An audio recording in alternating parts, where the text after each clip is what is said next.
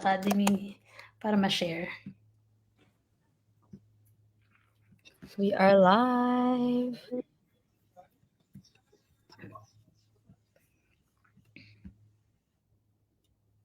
Natin sa 3 minutes.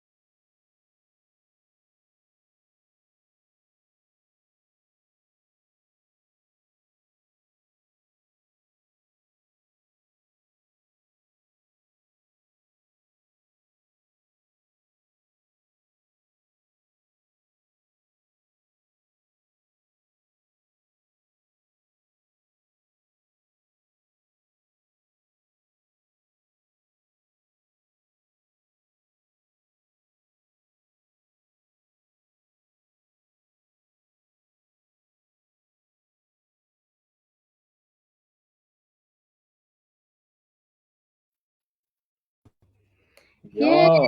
We're live. Hello, everybody. Good Hello, afternoon. good afternoon. Good Happy afternoon, Saturday. Saturday. So, let's introduce ourselves before we start. I think our topic for today is something that is really going to be valuable for all aspiring VAs and even those VAs na they're not doing this yet.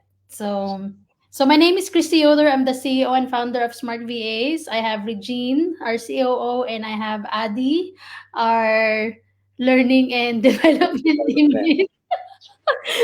Lagi ko nakakalimutan yung ano ha, yung position mo, Adi ha. Okay, so today we're gonna talk about sending contracts, invoices, and payments. So the first question is important ba to have a contract when you have a client? I think easy yes yan. Kahit saan ka naman pumasok, kahit regular employment yan, laging may kontrata. It's just a matter of finding the right contract for you. Depende kung ano yung gagawin mo for your client. It is definitely a necessary kahit saang industry ka pumasok. Exactly. How about you, Adi? What do you think? Of course, dahil, for example, it will also protect you from risk. as a freelancer, as a virtual assistant. Dahil madami ng kahit sa mga clients, madami na ding mga nag-i-scam sa mga service providers, ganyan, or sa ating as freelancer or virtual assistant. We have to protect our services or ourselves when it comes to those kind of things or risks na kailangan nating i-mitigate by providing a contract sa mga potential clients natin or current clients natin. So, para sa akin, very important din talaga yung contract sa isang service providers like us. Mm. Exactly. And merong mga clients din na, of course, hindi naman lahat, 'di ba? Mangilan lang naman, very rare, pero nandyan sila. They exist. May mga nanggugulang. They take advantage of the VA. So, at the beginning, they will say, I will pay you this once you have this.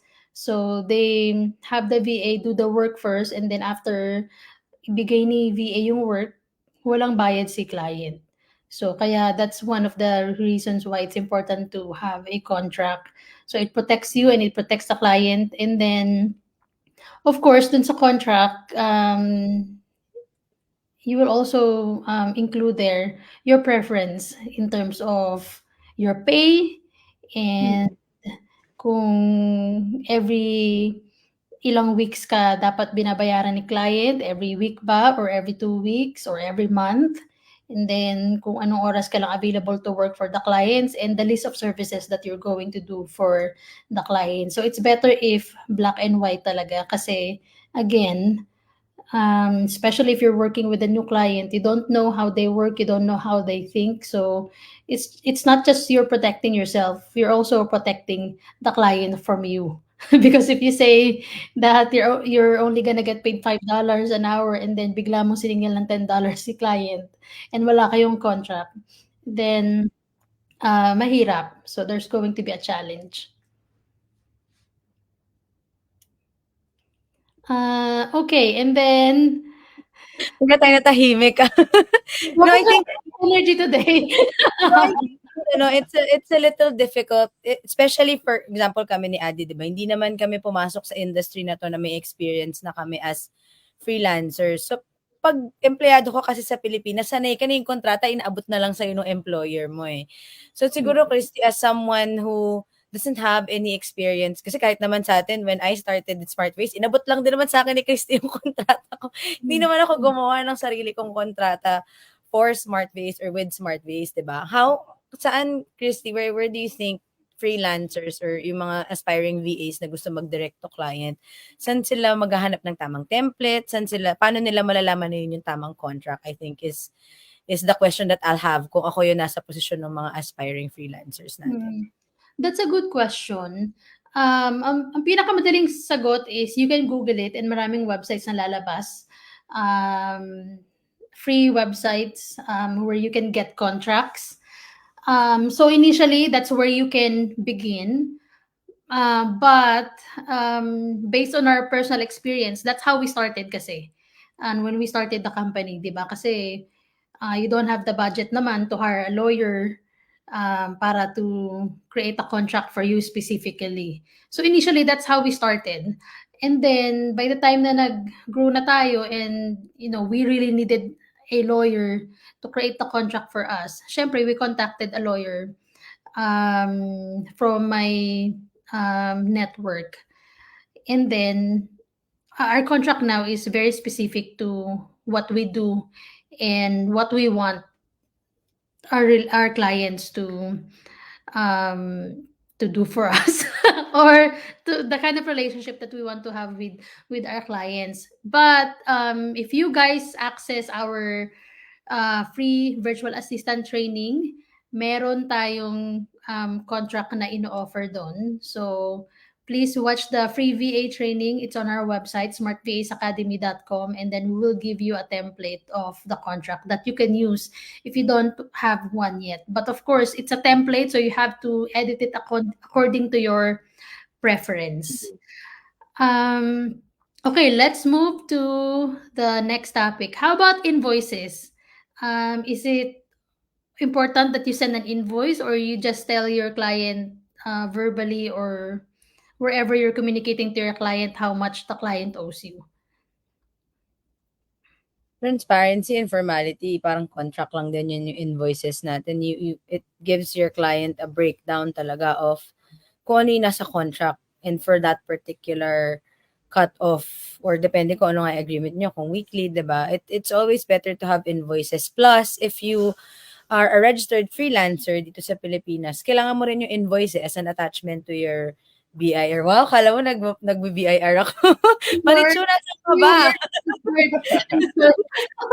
Kala mo nag-BIR. Hoy, mag-register tayo ng taxes natin, Adi. Baka ma-call out tayo ng gobyerno. Ay, nagpa-process na ako. Yeah, kailangan yung invoices, hindi lang para sa client, pero kailangan din natin yun for documentation ng mga kinikita natin, which is, of course, will go hand in hand sa requirements natin sa BIR. Yeah, exactly. And yun nga, para organize ka, di ba? Para hindi mo makalimutan, magkano ba yung siningil ko sa client na to last month? Di ba? Para makita mo yung expenses mo or yung income mo if tumataas ba or bumababa ba. How about you, Adi? Yun nga din sabi ni Ms. Reg, I agree na kailangan natin asikasuhin yung mga invoices. Most especially if we're doing our taxes dito sa Philippines. So for example, if you're a freelancer and VA, yun din pala yung tanong, di ba? Kasi kadalasan ng freelancers or VA, kapag tatanungin mo sila, nagbayad ka ba ng taxes or nagbayad ka ba ng income taxes mo? Ang sasagot nila is, usually, di ba? Usually, di ba? Hindi sila nakakapag-process, ganyan, wala nang time. Kasi work from home sila, kaya wala silang time mag-process ng taxes, ganyan. And hindi rin talaga knowledgeable ang karamihan ng freelancers and VAs on how to do their taxes and how to do their income taxes. Uy, baka may next topic na tayo. Yan nga, oo. Yung next topic natin. Papatay natin sa Guys, comment below if you want that to be our next topic. If you want to know how to do your taxes as a freelancer or virtual assistant, kasi may mga experiences din kami and tayo na nag-process kami ng how to register your business or how to register yourself as a freelancer, as a self-employed individual na magbabayad ng taxes mo. So you can also process that one. Easily na lang. Kasi may mga tools din tayo ng software na pwedeng makatulong sa atin ngayon na magpa-process sa atin for that. So kung gusto nyo malaman yon, just comment below if gusto nyo ng ganun topic. So that's our next topic. Siguro on future live stream. So, pero yun po, ang important din talaga is to have invoices. Most especially kapag wala ka sa agency or wala ka sa group of, sa agency. Kapag freelancer ka lang or ikaw lang talaga yung nag-aasikaso ng mga clients mo and all. So, kailangan matrack mo din yung payments nila. Of course, kung nakapagbayad sila and yung billing mo. And most especially if you're doing yung taxes nga. That's very important para ma-report mo or mabigay mo sa BIR yung tamang invoices na meron ka. And ayun din more on tracking payments din . Kapag may invoice ka, syempre yun din yung official receipt mo, 'di ba, sa mga clients mo kapag nagbayad sila. So kailangan magbayad sila dahil may invoice ka. So doon mo din matatrack yun kapag nagkapagbayad ng mga clients. So that's very important as a freelancer and virtual assistant as well. And there are ways to send invoices to clients. So there are payment platforms na automatically it creates an invoice when you're asking for a payment sa client mo. But if you're not using any payment platforms, what you can do is, of course, our best friend, Google. You can Google a template for an invoice, and then you can either copy that template to Word document or to Canva. So you can design it. Ano ba yung mga important na details na kailangan na nasa invoice? Ako yung details ng services. When I create invoices for our clients at Smart VAs, kailangan importante nandun yung dates covered. That's number one. And then kung ano yung services na provide. Especially if you're a direct to client freelancer. I'm sure very specific yung services na provide mo for that particular time frame. So it's important to have that itemized. Kasi parang nga tong resibo in a way as shared by Adi, diba? It's not your official that particular time frame. So it's important to may pa-echo. Si Adi yun, si Adi. Narinig ko yung sarili ko. O, diba? Yan, it needs to be itemized in terms of the services that you provided, the dates covered, the amount. If may breakdown yun, dapat naka-breakdown din yung amount. And then, of course, the total. Exactly. And due date. Don't Yes, forget. Judith. Don't Yes. forget our best friend, si Judith. Judith. So, kailangan nandun si Judith sa iyong invoice. So, kailangan may due date para alam ng client kung kailan kanya babayaran kapag budget siya ng pera niya. At ikaw rin alam mo kung kailan papasok yung pera sa bank mo para makapag-budget ka din.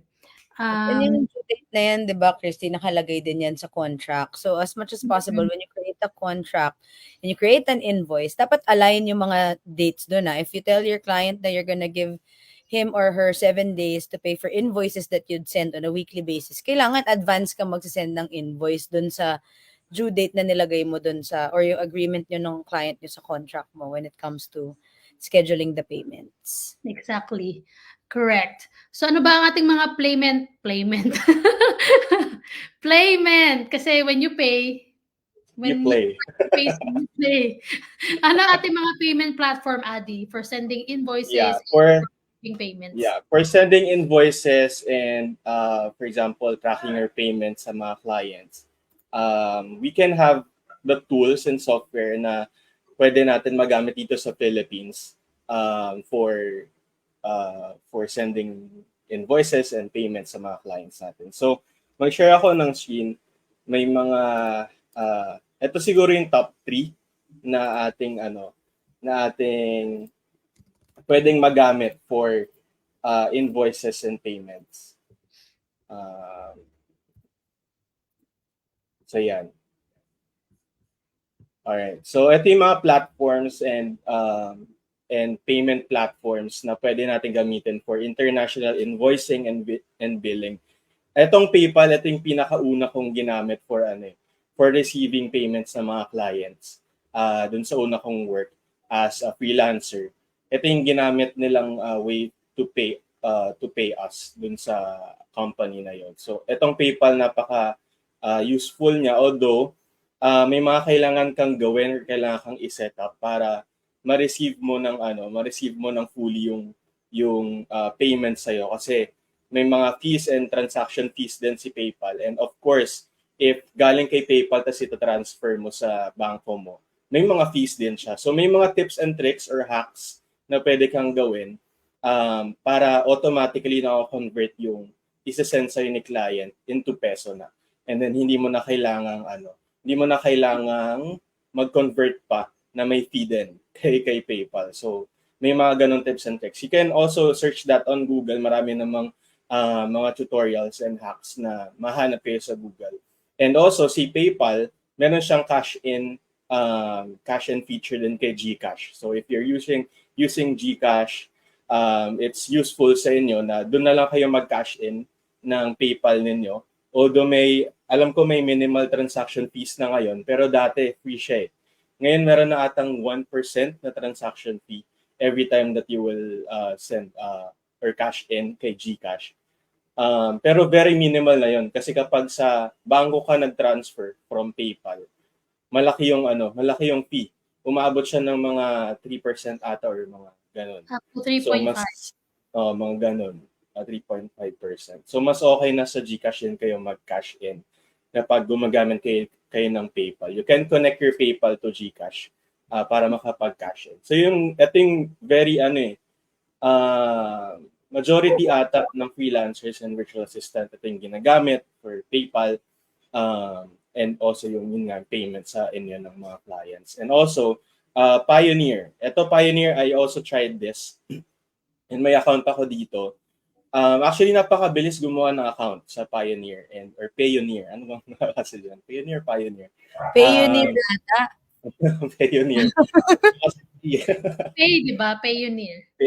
Payoneer. So, napakabilis gumawa, and also pwede kang magkaroon ng ng parang virtual account na meron kang account sa US na bangko, tapos dun magpapadala ng payment si client through that bank, tapos ma-receive nyo siya dun sa Payoneer. That's very important kapag lalo na kapag yung client nyo is concerned din sa taxes na pwedeng mabawas sa tax sila sa US. So kapag registered kayo, ganito. So pwedeng magamit kasi yun as way of parang uh, official receipt din nila. So ayun, pwede yun kasi may parang direct or parang virtual account kayo na US bank yung ginagamit. And also they have a card as well. So kapag umabot kayo ng $100 pataas yung transaction nyo na, for example, nagsisimula pa lang kayo, tas nag-pay na ng $100 or every month may transaction na, pwede na kayong affera ni Payoneer ng card na magagamit nyo din directly na. So for example, nag-send na si client sa inyo ng payments or ng bayad na sa inyo. You can actually use the card for your transactions, sa mga shopping, ganyan, or sa mga payments ninyo or expenses. So that's very helpful as well, itong Payoneer. And then yung Wise, of course, ito yung gamit natin din sa Smart VAs.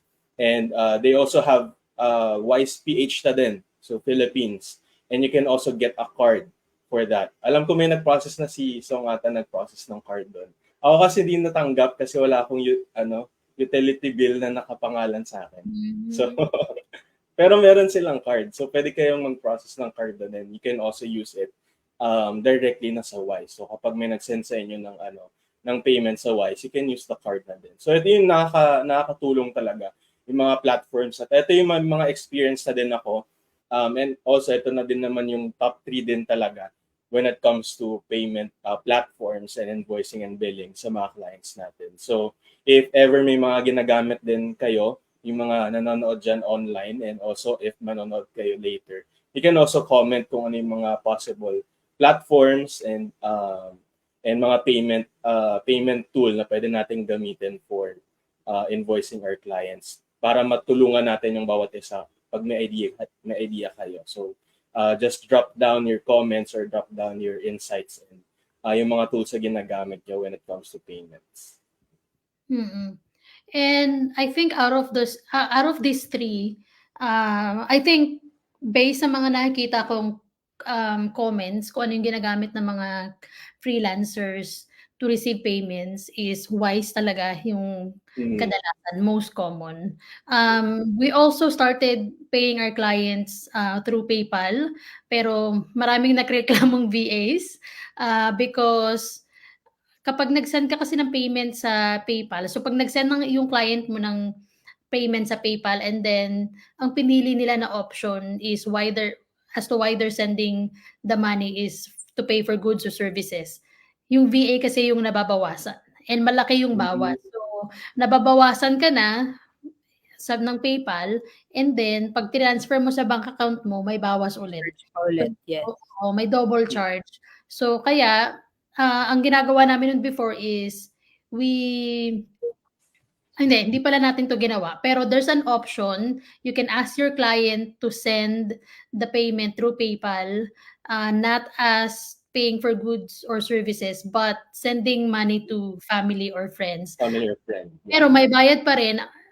Ang nangyayari lang is yung client mo yung nababawasan, which is malaki din, and which is I think hindi rin fair sa client. Kaya hindi namin yan ginawa before. Kaya nag-move kami sa Wise. Even though sa Wise, of course, nababawasan tayo kasi we make wire transfers and then may processing fee si Wise.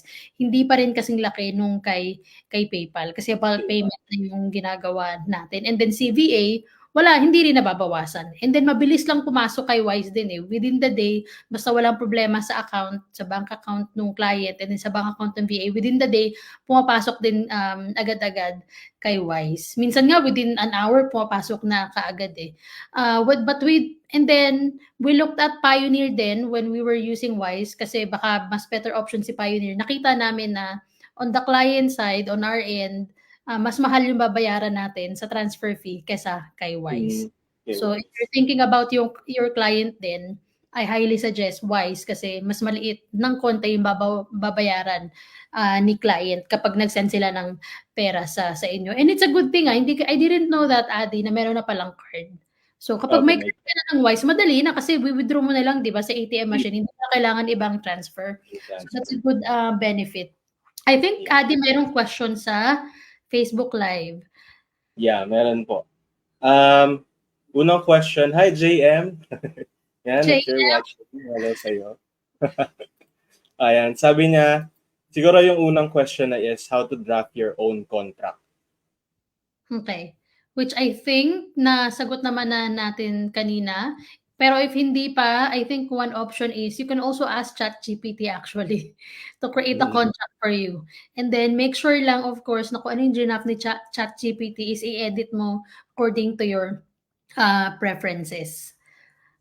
And then, ang second question, course natin on how to become a virtual assistant, meron ng template na provide si Christy doon. So, pahirapan mo pa ba yung sarili mo, mag-sign up ka na lang sa free course namin sa SmartBase Academy, di ba? SmartBase Academy, may template doon eh. Sige. Next question is, what if ang client di po siya sumusunod sa mga stipulations ng contract? Sino ba yung client na yan? Grabe yung mga horror stories na ano yung address? Ganun eh. Nabasa ko sa Facebook groups, di ba? Alam mo yun yung isa sa mga reasons na nakaka-discourage. Siguro kung sobrang stable na nung employment mo dito sa Philippines, tapos mababasa mo yung mga horror stories na mga na-experience ng mga freelancers na bigla na lang nawawala yung clients, matatakot ka rin talaga eh. Matatakot ka na lumipat, na paano kung bigla hindi ako bayaran, di ba? So, syempre, hindi ko yun na-experience, so I wouldn't really know. So, I'll hand over the floor ulit kay Christy. Kasi pagsagot nito, kasi siya yung naka-experience ng direct to client talaga na siya lang mag-isa eh. So, paano nga? Talaga yung mga horror story na ganyan. Mahirap kapag walang contract. Diba, kapag may contract ka na nga, mahirap na, di ba? Paano kahit may contract, pwede pa rin. Pwede pa rin talaga, oo. Totoo. Kasi honoring of the contract yung ano eh, yung doon ka lang magbe-base eh, kung yung honor ba ng client o hindi eh. 'Di ba? So kahit na may contract ka or wala, pwede ka pa rin talagang maloko or i-take advantage ng client. Pero at least pag may contract ka, black and white, pwede mong i-justify kay client na, ito yung nasa contract, dapat ganitong time lang ako nag-work, dapat ganito yung binabayad mo sa akin. Pag hindi sumunod sa contract, I suggest na you meet with the client. I-ask mo yung client, is there something na na kailangan linawin sa contract? And then i-ask mo if ano ba yung challenge na dun sa contract na yun. And then meet in the middle kasi baka naman hindi naman intentional din ginagawa ni client. Baka nakalimutan lang kung ano yung nasa contract. So, i-remind mo. And then pag inulit pa ulit, kausapin mo na kapag yung client mo hindi agree sa contract, and then yung nakalagay sa contract is something na non-negotiable to you. Then you need to end your working relationship with the client. But if yung nakalagay sa contract na hindi sinusunod ni client is something naman na negotiable sa'yo, meet in the middle. Lalo na kung may relationship na kayo ng client. So lahat naman ng bagay ay nadadala sa magandang usapan. So always communicate with your client. Huwag kang mag-assume, huwag kang magalit agad, mag-overthink. Remind mo yung client mo, basta always treat yourself as a freelancer, as a business owner. Kaya nga, mas okay na may contract ka and then nag-send ka ng invoice para talagang na-establish mo yung sarili mo as a professional freelancer para hindi ka i-take advantage nung client. As we were going through this topic, yung ko na-realize, no? Ang hirap pag-direct, no? Ang hirap pag ikaw, Oo, ang hirap something talaga not pag stressful. ikaw mag-isa. Parang dito na, buti na lang nasa agency ako. Ito na yung kontrata mo, send sa'yo pag may job offer ka. Akin na yung bank details mo, isi-send na lang, di ba? Tapos we have our time tracker, so alam natin kung ano talaga yung dapat na makuha natin na payment from the agency. Sobrang Hmm, seamless pala ng buhay natin. Sobrang Compared, actually. talaga. And hindi mo na kailangan maghanap ng client, 'di ba? If VA ka kasi Oo. hahanapan ka na lang ng client kapag nawala yung client mo dahil may problem sa finances, 'di ba? Mawalan ka man ng client ng 1 week, bayad ka pa rin if full-time ka hinire, 'di ba? So, iba rin talaga. So, kaya nga if you are a solo freelancer, and that's really what you want, treat yourself as a business kasi it's not for Yeah. the faint of heart. Kailangan talaga malakas ang loob mo. So, kapag Hmm, may hindi sumusunod sa contract, pag delay sa payment, siyempre you have to be courageous enough to ano rin, to confront your client. Hindi puwedeng, iisahan tayo. Lalo pa naman ang mga Pinoy, mga ano pa naman tayo, very, mahiyain, 'di ba? oo, We oo. don't want to bother people kahit na tini-take advantage na tayo, parang ayaw pa natin na naba-bother natin sila. So, kailangan malakas talaga ang loob mo. You have to speak up. And in terms of delayed payment naman, my one advice is get the payment upfront. Kasi I experienced that, eh, and even ngayon 'di ba, may mga Hmm, experience tayo sa Smart VAs na may mga so at Smart VAs we get the payment upfront pero may mga over hours na ini-invoice namin. So even sa over hours mahirap magsingilan and then 'pag siningil mo, diyan na lalabas yung mga negative comment. reklamo. This Lahat ng problema. actually, a true to life story kasi hindi lang tayo nakaka-experience. Meron akong na-meet na freelancer din sa nung recent na vacation ko sa Philippines and sabi niya sumakit daw talaga yung ulo niya dun sa client niya kasi 'pag singilan na daw, doon nagagalit, doon nagre-review ng mga work niya, doon binibigay lahat ng mga reklamo, tapos delayed magbayad. So, get the payment upfront.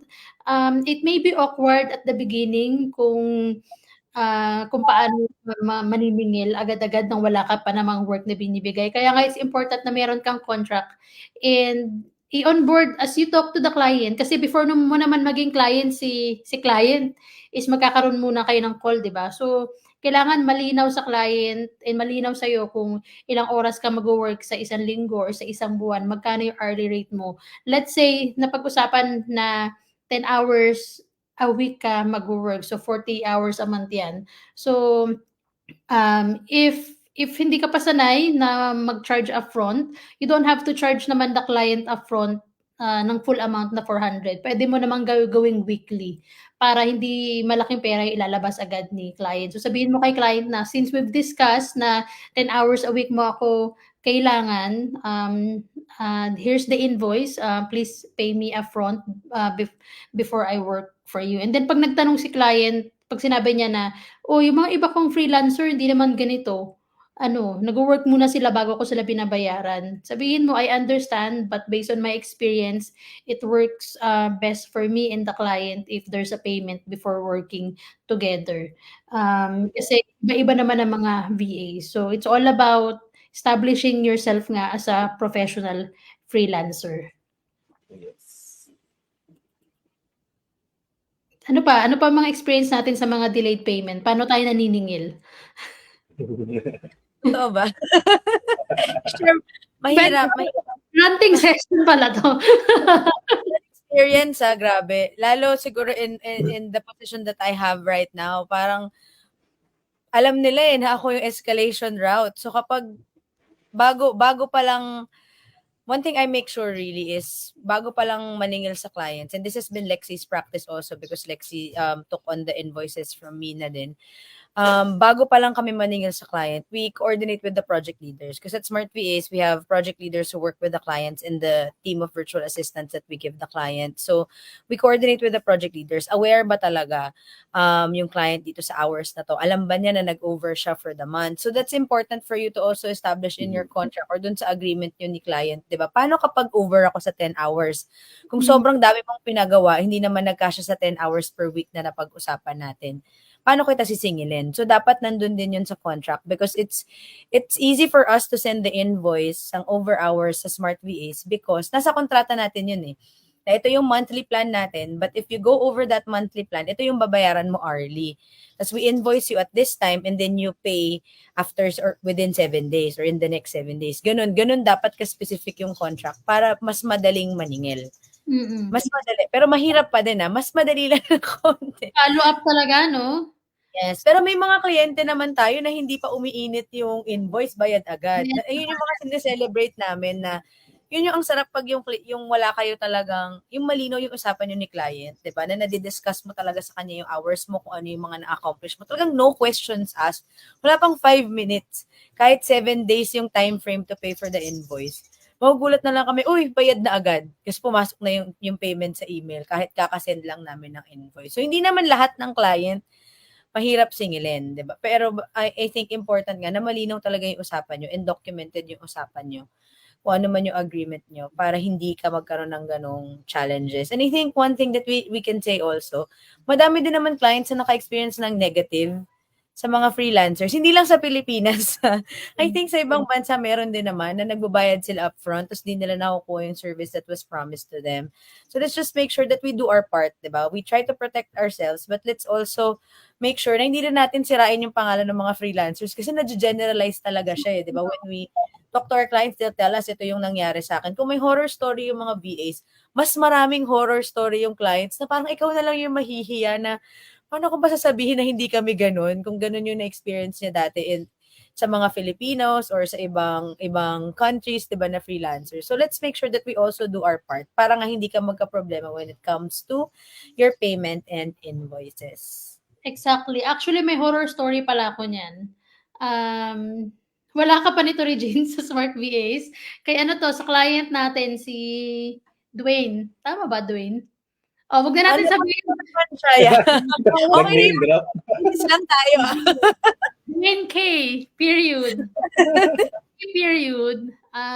Meron siyang client na papagawa ng website. So, ako naman, syempre, nilatag ko na yung package kung magkano yung website.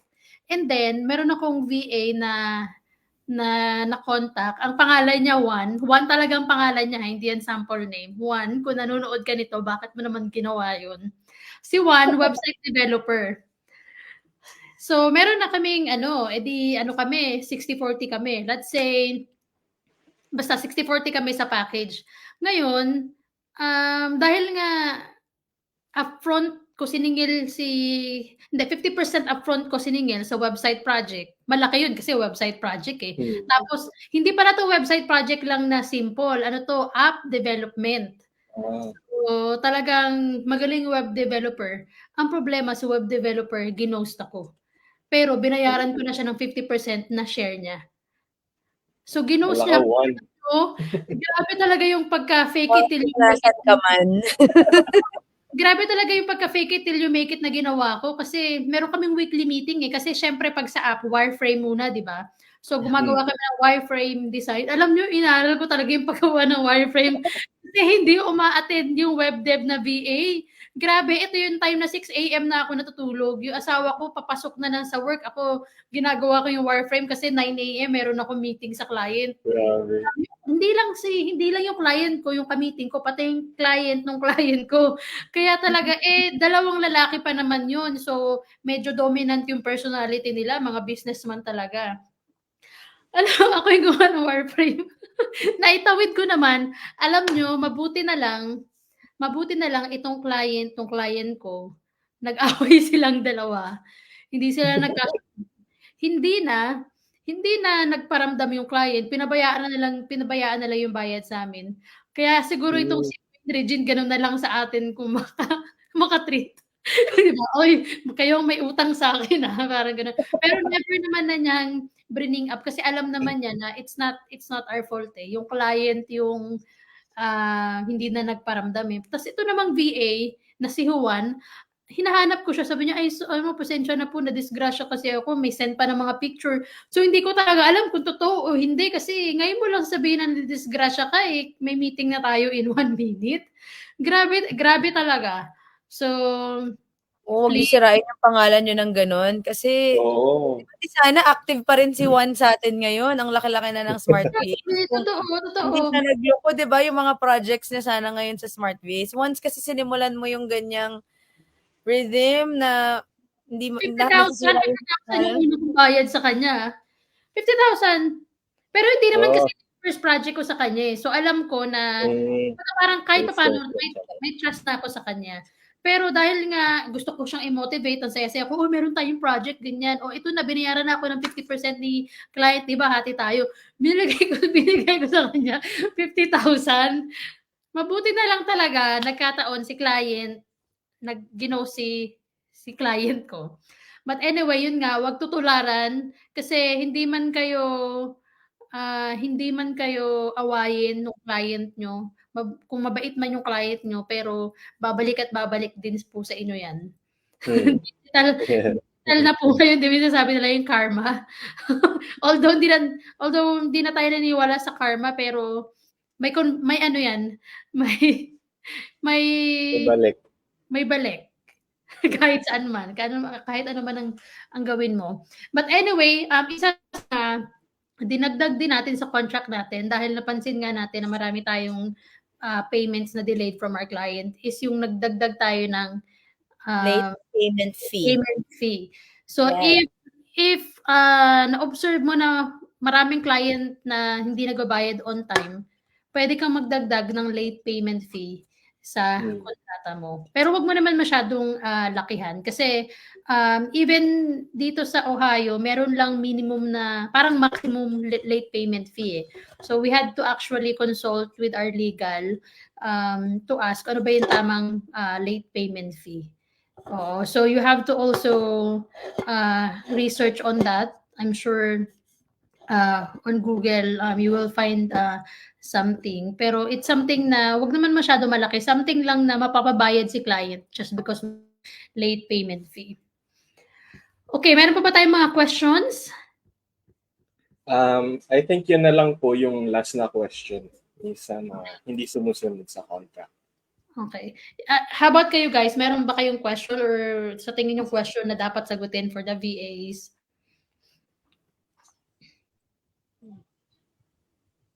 Wala naman na. Usual naman yung nasagot natin ng mga question na nabigay ng insights din. So, One more thing pala, it's important na meron kang time tracking tool para ma-justify mo rin yung work mo kay client. Kasi invoice, di ba, ilalagay mo dun yung hours mo. Ano yung hours na ilalagay mo nga naman dun kung hindi mo tina-track yung hours mo, di ba? It may be annoying to use a time tracking tool, but it will really help you, especially if kung nag-question na kayo ni client, di ba? Hindi talaga may iwasan yan, questioning kayo ni client eh. Bakit ganito katagal gumawa ng captions? Bakit ganito yung graphics? 30 minutes ko lang to ginawa mo 2 hours. 'Di ba? So, kapag may time tracking tool ka and then kung meron ding screenshot yung time tracking tool mo, again, it may be annoying, it may feel na parang Privacy mo, no? oo, nawawala yung privacy mo. Parang may nanonood sa'yo every time. That's okay kasi at least when the time comes na questioning ka ng client, pwede mo i-justify. Pwede mo ipakita. Ginawa ko. Ito, tignan mo yung mga screenshots, oh. So, meron kang maibibigay for justification. Check mo yung screenshots sa baka mamaya screenshots mo may Netflix, ha? Ayun. So, kaya pala 2 hours paggawa ng graphic. Yung 30 minutes pala mo, 1 episode ng K-drama. Years. Diba? So, yeah, make sure na you are working with integrity and honesty din. Okay, I think that's it for today. Any last few words, guys? Any promotions? Promotions, yan. May mga courses tayo sa ating website. So if you're looking for upskilling or anything na makakatulong sa inyo to provide your service to clients, ganyan. We have courses sa Smart VAs Academy. So just visit our website, smartvasacademy.com. We have how to become a VA na free course. And then we also have 2 specialized courses, social media management course and website design course. So if you're interested with those courses, just visit the website, smartvasacademy.com. And may pahabol lang tayong question dito, Miss Christy. Ayan, may percentage ba kayong masuggest, if ever, sa mga late payment fee? Parang may nasuggest na percentage si legal natin ng Regine. I forgot kung magkano. 5 to 10% yung range na binigay niya. Okay. Depending on the location of the client. Pero tayo kasi nakabase kung nasan yung business registered, which is in Ohio. So, yung ginamit natin kung ano yung standard sa Ohio. So, between 5 to 10%, I think ang ginawa natin is naglagay na tayo ng fixed fee. Amount, yes. Fixed amount yung ginawa natin. Yes. Para mas madali. Oo. So yun. So, again, research and make sure na tama din yung nalagay nyo sa contract. Yes. In relation to Adi, maraming paparating na courses ang Smart, in relation to Adi. Maraming paparating na courses ang Smart VAs Academy. Super exciting times talaga for the Academy and for the people that's following our Academy dito sa Smart VAs. Ayoko na muna magsabi nga ng courses. But we also have many webinars lined up. So, hindi lang to full courses, but also yung mga 1 day or mga 4 hours, 2 hours webinar where you'll get to learn stuff to improve or upskill yourself, diba, in what you do as a freelancer. But basic, you have the free how to become a VA course. Of course, si Christy ang inyong instructor. I just want to share, when we built the academy, we wanted it to be something that's different from how online courses used to be. You know how when you sign up for a course, feeling ko ito na-experience nating lahat to eh. Yung sobrang excited ka, tapos pagdating mo dun sa course, parang, ay, yun na yun? Parang wala naman akong natutunan. So when we created the academy, nung planning talaga, ayaw talaga namin ng ganon. So this is really something that, we highly encourage you to invest in because very intentional yung paggawa namin ng course sa academy. Talagang magagamit mo siya. Plus, you get to enjoy coaching time with the actual course facilitator. So we're relaunching that coaching that we promised, of course, when we started the academy. You'll get to hear from Miguel if you do the social media course. You'll get to hear from Adi if you sign up for WebDev, and also the incoming courses that we will launch in the next few months. Yes. Din kaming lahat kapag masipag kami. Yeah. So, it's a good experience actually for aspiring VAs. Actually, isa sa mga nakasama namin sa group coaching, VA na siya ngayon sa Smart VA. VA na natin siya. Yeah, you'll get to hear his story. I saw the content that he prepared. Ang ganda ng story niya. Meron din tayong 'di ba, academy na student, na client, na VA na ng client natin. Yes, exactly. So, nagkagulatan kami sa when I sent the screenshot, ewan ko bakit ko ba team meeting kasi yon ng client na yon. So, sinend ko yung screenshot sa Smart VA's team, sa group Slack. And then, nag-comment yata si Adi, ang nagsabi na si student Miguel ata. O si Miguel, kasi social media siya, di ba? Student pala ng academy yun. Akalain mo sa lahat ng client sa mundo, client pa ng Smart VAs yung naging direct sa kanya. So, may mga success stories na din yung mga students ng Smart VAs Academy. So, we really encourage you to take on this investment habang mura pa siya. Mura pa talaga. And if you're done with the course, you can apply din sa Smart VAs even if wala kang prior experience. Basta natapos yung course. Yes. So and with that note, kasi ang yun nga, sinabi din ni Ms. Reg, we built our courses there na naka-align din sa Smart VAs. Yun actually yung workflow and yung processes namin sa Smart VA. So that's why we're also encouraging you na to apply after taking that course kasi yun na din mismo yung gagamitin natin kapag stepping stone yun eh. Yes. Yes, exactly.